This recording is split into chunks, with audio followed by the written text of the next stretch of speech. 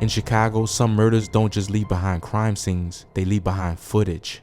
Caught on security cameras, street poles, and corner store glass, these killings unfold in real time with no filters, no warnings, and no turning back. Before we get started on this video, make sure you go check out my website in the description where I post viral videos daily, and I'll be posting all of the uncut footage that I can't post on YouTube on my site in the murder surveillance section. But make sure you like and share the video to spread the violence awareness. It was 1:13 a.m. when the confrontation turned deadly on the 7800 block of South Eberhard Avenue.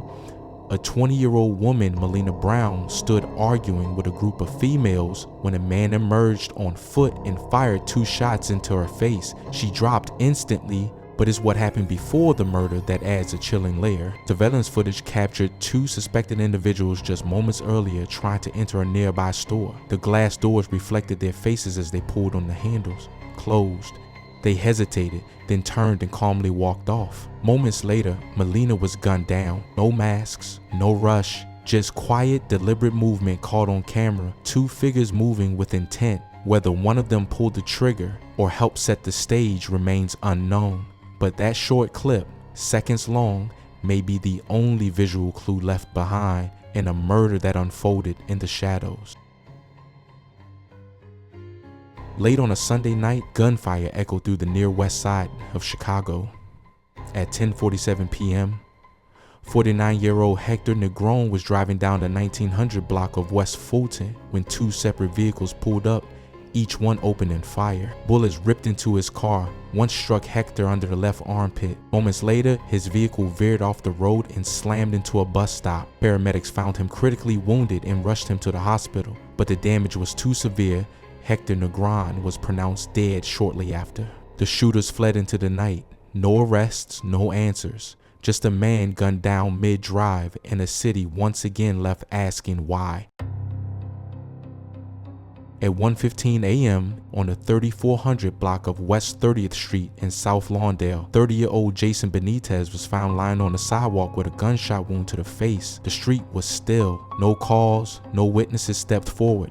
He was taken to Mount Sinai, where he was pronounced dead, but surveillance footage told a different story. A nearby corner store camera captured 2 men, one walking into the store, the other seen just outside, pacing. They had arrived together, walking shoulder to shoulder down West 30th just before the shooting. No panic, no urgency, just a quiet approach, a pause, and then separation. Jason's killer wasn't caught on tape pulling the trigger, but the suspects might have been caught on tape walking with him in the moments leading up to his murder. Detectives are watching that footage frame by frame because in this case, what happened before the shooting may be the key to solving it. It was just before noon on Chicago's southwest side when violence exploded without warning.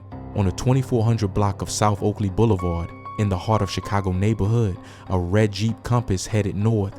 Inside, 35-year-old Leonardo Martinez drove with a 6-month-old baby in the back seat. Then came the ambush. A blue vehicle pulled up alongside them. Gunfire erupted from inside. Bullets tore through the Jeep, striking Leonardo multiple times in the head and body. The car lurched forward, out of control, crashed into 2 empty parked vehicles before grinding to a stop. Leonardo Martinez died at the scene. In the back seat, the infant survived, just barely. Single bullet grazed the baby's right cheek. He was rushed to Schroger Hospital and stabilized. Witnesses described the chaos, glass shattering, tires screeching, and then the silence that follows sudden death. The shooter's car sped off southbound and disappeared. A father gone, a baby scarred, a neighborhood shaken, and no one in custody. On a cool Tuesday evening in Chicago's Uptown neighborhood, the quiet of an alley behind the 900 block of West Eastwood was shattered by a single gunshot.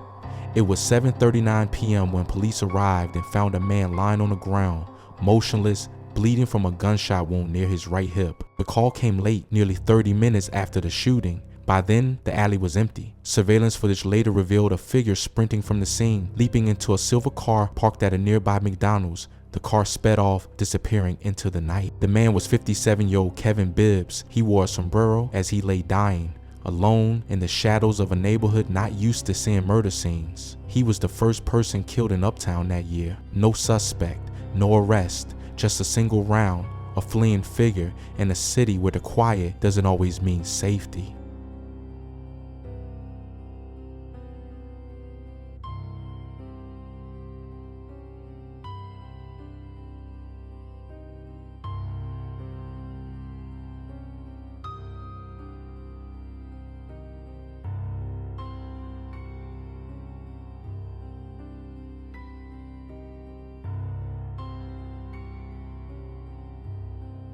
At 1:20 a.m., a quiet street in Chicago's Southshore neighborhood echoed with the sound of an argument, then gunfire.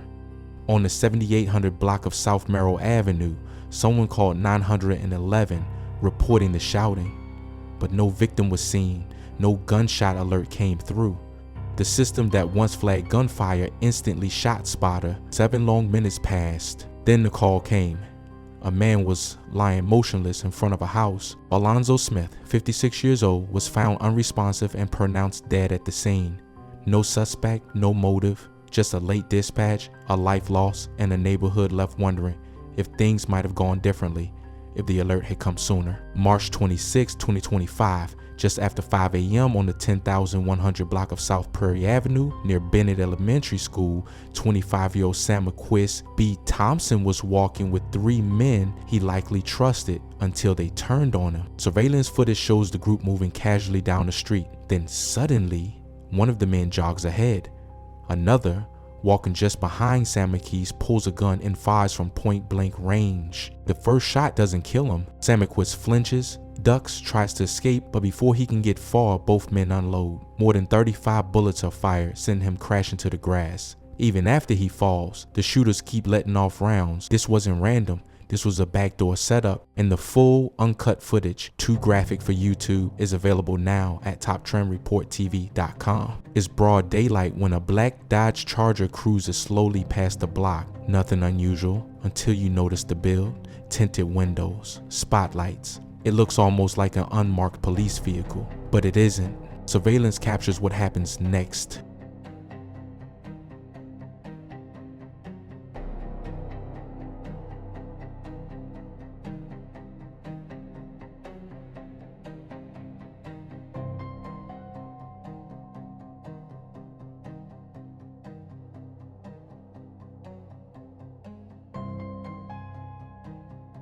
Moments later, the same Charger circles back and stops. 2 suspects jump out, one of them wielding an assault-style rifle.